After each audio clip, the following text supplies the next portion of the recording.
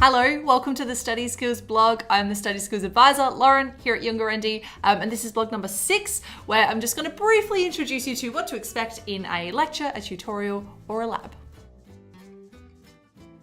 For as long as there have been universities, there have been lectures, and there have been students falling asleep in lectures.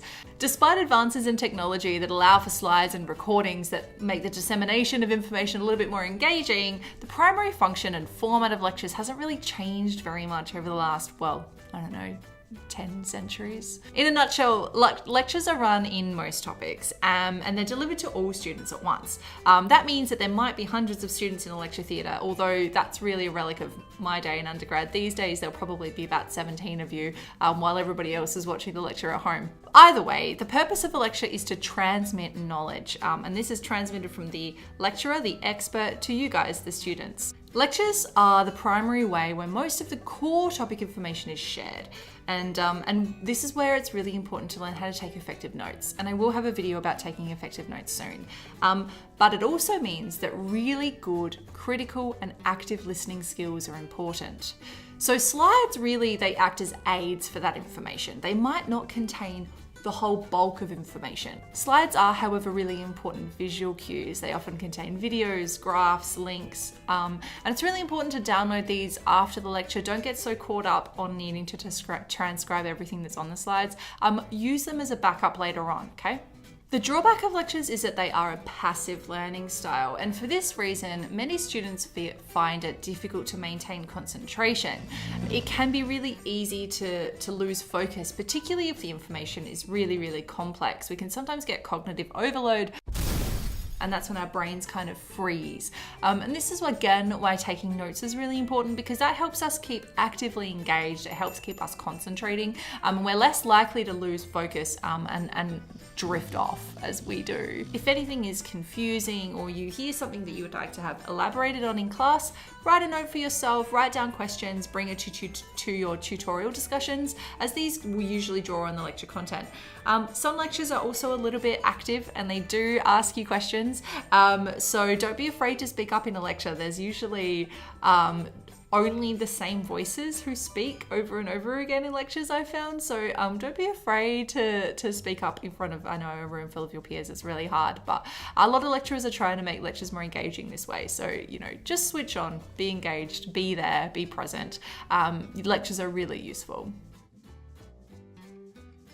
Tutorials, on the other hand, are quite different from lectures, and they might resemble what you're more accustomed to if you've just come straight from high school.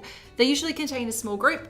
These days it's a group of maybe about 25 to 30 students and one tutor, and this tutor will stay the same for you throughout the entire semester, so you'll be able to develop an actual relationship with them. They'll get to know you, and these are your first port of call for any questions that you have about the topic. Tutorials are spaces where we engage in active learning, which is in opposition to that passive learning I was talking about in the lectures. And this means that your participation and your engagement is required. You usually have in-class discussions, which are really great. So don't be afraid to share your ideas, talking through the ideas of the classes, sharing your own experiences, sharing your knowledge. These are really important and valued skills in a tutorial space. And it's a really excellent place for you to not just engage with that learning that's coming from those higher above you, your lecturers and your tutors who are probably experts in your field, but it's where you get to learn through your engagement with other students.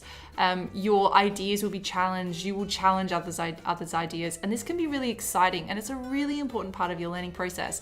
And for those of us who really love to tell a good story and who love to communicate in this way, this is something that can make our learning really enjoyable, really fun. It also might be something that feels a little bit more familiar to you. So embrace this participation part of tutorials. Sometimes your participation in tutorials is graded.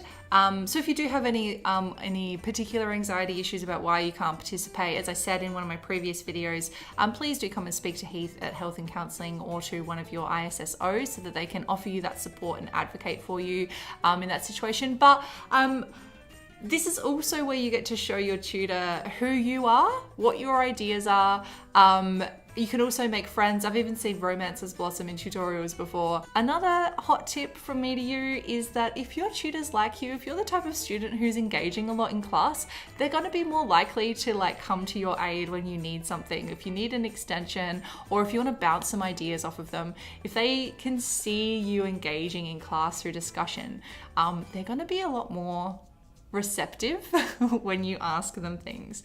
So that's just my hot tip as a tutor. Tutorial spaces can also be kind of challenging. They force you to sometimes think about concepts in different ways than you might be used to, or to kind of challenge some preconceived ideas that you might have, or you might see others in your class being challenged by ideas. So it's important that we remember that tutorial discussions should be safe spaces, and even if some other students maybe say things that you disagree with, or say things you might think are problematic, it's our role to engage in respectful intellectual debate with them, and try to remember that it's not a reflection of them as a person. So when you go to your first tutorial, you might find it to be quite relaxed. Chances are they'll probably get you to play a get to know you game, because this is just what all of week 1 is about. But these icebreakers are actually really useful. They work. So basically with tutorials, what you put into it is what you're going to get out of it. Okay. If you put in that activity, that engagement, that participation, you're going to learn a lot more. You're going to have a really more positive, more fun and enjoyable experience. Don't be afraid to ask questions, particularly in this first week. Questions even about things like, how much of this textbook are we actually going to use, so I know whether I need to fork out $80 for it or not. But just really importantly, have fun with them. Now, lab sessions you will be involved in if you live on the south side of the lake. That's kind of foreign territory to me. I'm from the north, but if you do go to labs, what's important for you to know is first of all that your preparation is really, really key. Lab sessions often involve conducting experiments and things like that. So if you haven't done the required readings, if you're not prepared for that, you will not be able to participate. Your lab sessions also require you to write a lab report afterwards. So you need to be making sure that you're paying attention to what you're doing, that you know what you're doing, so that you're able to successfully complete your assessment as well. Now, what you do in between classes is kind of up to you, but I will give you some hot tips. Remember that full-time study is full-time work, so it might be a good idea to come into the student lounge here and do some study, or head to the library or the hub if you prefer working there. But having said that, I will also say that remember to take some downtime for yourself. Flinders is a beautiful campus with a lot of really cool social activities. So join some clubs, have a look at FUSA or FISA, go for like walks around the lake, chill out at the TAV with your friends after class. Remember to make university an enjoyable experience as well. And if you've got that balance right between study and enjoyment, you're going to find that this whole thing to be a much more pleasant, enjoyable, and successful experience. So that's it from me this week, and I will catch you very soon. If you have any comments, please leave them below. Let's get chatting. Tell us about your first experiences in your tutorials. How did you cope with not falling asleep in a lecture? What are your hot tips? Share them, get chatting. I'd love to hear from you guys, and I will catch you next time.